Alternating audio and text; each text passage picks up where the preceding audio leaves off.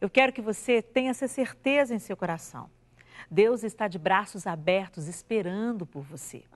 Se precisa de oração, é só ligar para cá. Os nossos conselheiros irão conversar com você e te ajudar em oração. Se quiser uma força, conte com a gente. Ligue agora mesmo. Nós estamos aguardando você. E daqui a pouco, drogas, álcool, depressão, uma combinação que levou Tommy a planejar o próprio suicídio. Cercado por policiais e alvo de 27 disparos, haveria salvação para ele?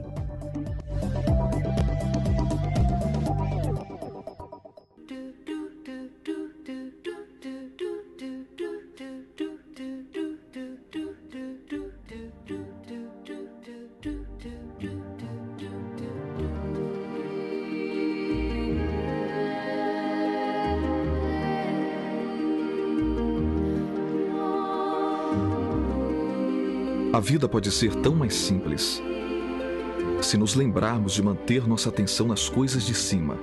Ligue para o Clube 700. Tudo pode mudar para melhor se voltar sua atenção para Jesus.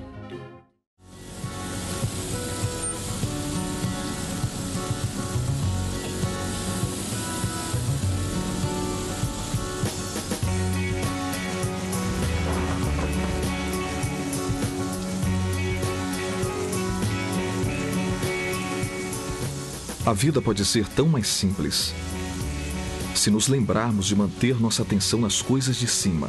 Ligue para o Clube 700. Tudo pode mudar para melhor se voltar sua atenção para Jesus.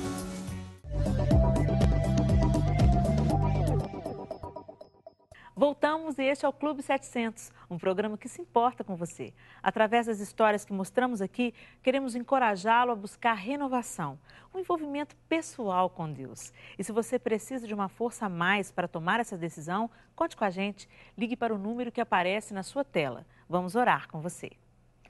E renovação nas emoções, na sua alma, era o que Tommy McGowan precisava. A bebida e a depressão o levaram a planejar minuciosamente a própria morte.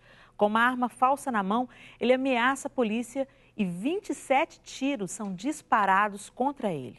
O que aconteceu depois, nós vemos agora. Era 16 de setembro de 2003. Eram 7 tiras. 7 policiais e eu. 27 tiros, 27 balas. Pensei que ia morrer. Tommy não era a única pessoa que pensava na morte naquele dia. A polícia tinha uma situação difícil em suas mãos, uma tentativa de suicídio singular. Tommy McGowan estava na mira, sua vida estava por um fio. Eu planejei ter a polícia para atirar em mim. Eu não tinha um revólver, não queria usar drogas e ter uma overdose.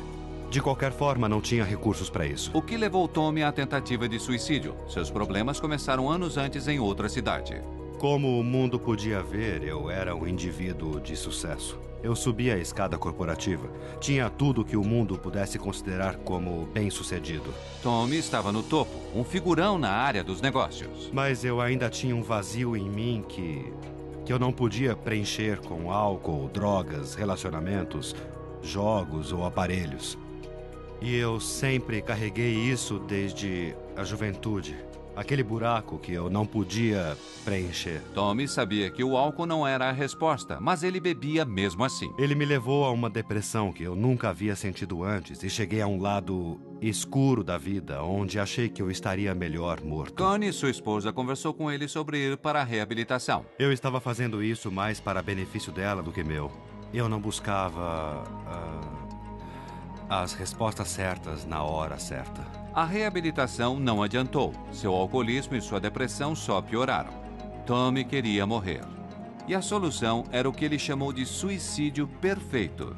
Ele queria deixar este mundo de forma cinematográfica, um plano que julgava infalível. Eu li sobre um suicídio com a ajuda da polícia e foi isso que eu planejei. Eu planejei cuidadosamente, quase como uma operação militar. Eu planejei onde seria o local, o que iria acontecer, o que haveria à frente, o que haveria atrás. Eu não queria mais ninguém ferido. Então ele planejou tudo cuidadosamente e agora era hora de colocar em ação. Então eu liguei para a polícia e disse que havia um sujeito rondando o condomínio, disparando com um revólver. E atrás de mim havia um morro, então eu estava como dentro de uma tigela. Se houvesse alguma bala perdida e eu achava que não haveria, então eles acertariam em mim e ninguém mais. E a polícia estava a caminho procurando por um homem louco acenando com um revólver. Tommy permaneceu em silêncio, esperando. E enquanto ele esperava... Eu usei aquele momento para orar e pedir perdão a Deus, porque o que eu estava fazendo não era o que ele queria que eu fizesse. Novamente, a dor era muita.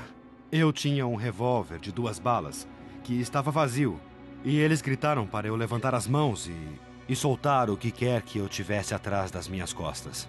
Mostrei as mãos e continuei andando na direção deles. E depois de andar uns 3 metros, eu puxei o revólver assim, e aí... Então, não havia mais nada a não ser o barulho dos tiros, pá, pá, pá, pá, vindo de todos os lados. Foram 27 tiros disparados contra Tommy, mas apenas uma bala acertou o alvo, o ombro direito de Tommy. Ele foi levado ao hospital e depois preso por crime de investir contra os policiais e expô-los ao perigo. Na manhã seguinte, a polícia veio e disse que tinha um lugar para mim. E eles falavam da cadeia. Quando Tommy estava preso, algo incrível aconteceu. Enquanto o ombro de Tommy se recuperava, Deus estava recuperando seu coração. Eu vou dizer uma coisa. Quando você está trancado num espaço de 2 por 3, você não tem muitos recursos de material de leitura, e então eu comecei a ler a Bíblia. E a verdade que ele encontrou na Bíblia é a verdade que mudou sua vida. Eu sabia que, depois dos 27 tiros, se eu ainda estivesse vivo, era porque Deus havia me tocado. Tommy ofereceu sua vida a Deus enquanto estava na cadeia. Eu comecei a ler sua palavra. Todo dia, toda noite. Eu lia de capa até a contracapa. Quando eu estava na cela, eu era um homem livre pela primeira vez na minha vida. E Deus me deu aquela liberdade. Se você pode ser livre atrás das grades, então, quando está fora, é um prazer fazer o trabalho dele. Enquanto estava na prisão, Tommy se candidatou a uma vaga no Ministério em Fim Paz, uma casa de reabilitação em Knoxville, Tennessee. Quando fui liberto da prisão, eu vim para o ministério. E quando eu passei pela porta dianteira, Deus sussurrou no meu ouvido e me disse que eu tinha algo a ver com esse ministério. Desde então, ele trouxe paz, amor e alegria que eu não havia sentido nos últimos 53 anos. Quando você está sem rumo, você está disposto a ir a qualquer lugar. E quando você procura um lugar para ir, então ajoelhe-se e o Senhor estará lá para levantá-lo.